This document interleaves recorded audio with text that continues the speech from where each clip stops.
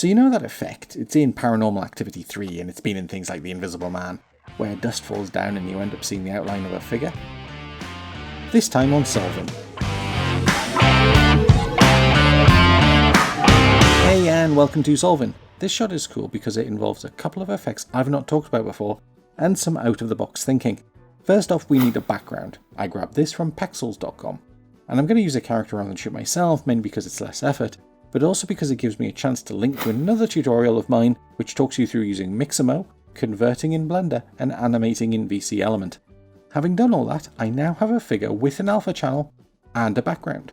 And so with the figure selected, I'll go to Effect, Noise and Grain, Turbulent Noise. Which, if you don't know, is the same as Fractal Noise, but optimized. Yeah, I have no idea what that means, but if Adobe says optimized, it must be optimal. Crank the contrast way up to 600, and the brightness down to -60. Expand transform and drop the scale down to 5. And then in the effects transfer mode, set the type to multiply, so we see the figure's shading beneath it. Depending on the character you use, you might want to go to Effect, Color Correction, Levels, and bring this above Turbulent Noise, and then drag the black and midpoints around to see more definition.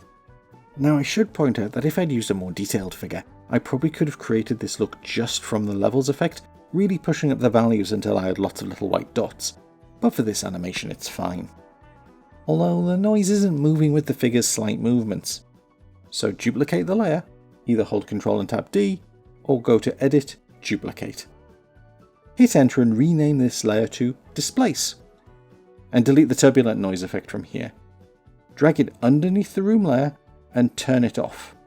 Now select the original figure layer and then go to Effect, Distort, Displacement Map.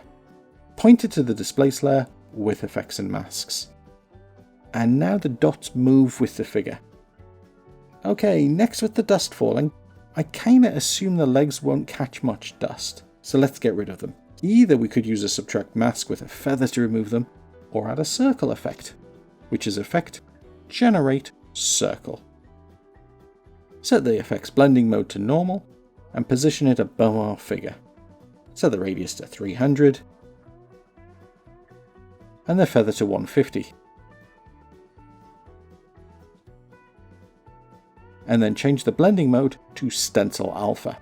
So we have a numerical approach to masking our figure, which could be handy for tracking or something. And the final effect for this layer is a transition effect called Block Dissolve.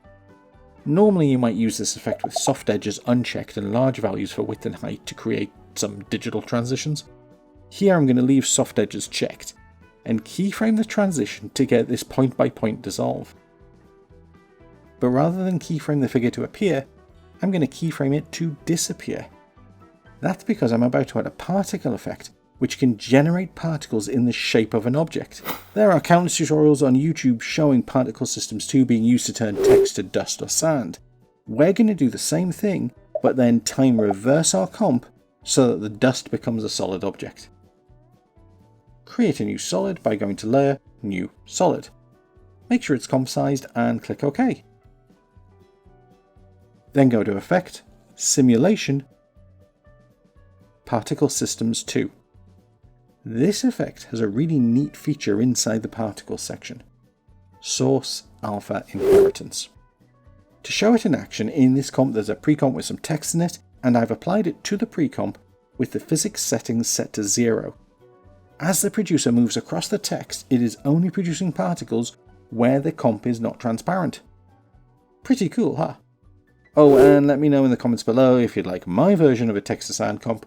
I've avoided it so far as there are plenty of others, but I'm happy to oblige. Particle Systems 2 is 2D and quite limited, but it does this well. Presumably Particle Systems 1 was only a line of particles. Back in our comp, with the particle layer selected, go to Effect, Channel, Set Matte. Set our figure with effects and masks, and move the effect above Particle Systems 2. In PS2, set the longevity to 6 seconds. In physics, set the velocity to 0 and set the gravity to -0.1. expand Producer and move the center to somewhere in the figure's crotchal location, and expand the radius X and Y until they cover the figure, which creates a really cool beam out, which I'll probably be doing as a separate tutorial. For now though, drop the birth rate to 0.3. Finally for this bit, set the colours to white. Now, once we reverse it, I think it looks a little weird as there is a bit of acceleration. So go to Effect, Distort, Turbulent Displace. We're going to fake some air currents. Drop the amount to 24 and the size to about double that. Ish. Now go ahead and duplicate this layer. We want some dust landing outside the figure. Delete the set matte effect and drop the birth rate to 0.1. But then set keyframes so that it stops around the time the figure disappears.